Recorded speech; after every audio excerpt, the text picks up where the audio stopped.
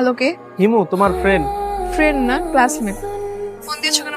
আর এক সেকেন্ড, আমার নাম্বার কোথায় পেলে? চাইলে তো সবকিছুই পাওয়া যায়। আবার ফোন দিচ্ছিস কেন? কি সমস্যা তোর? মানে ভয় নেই?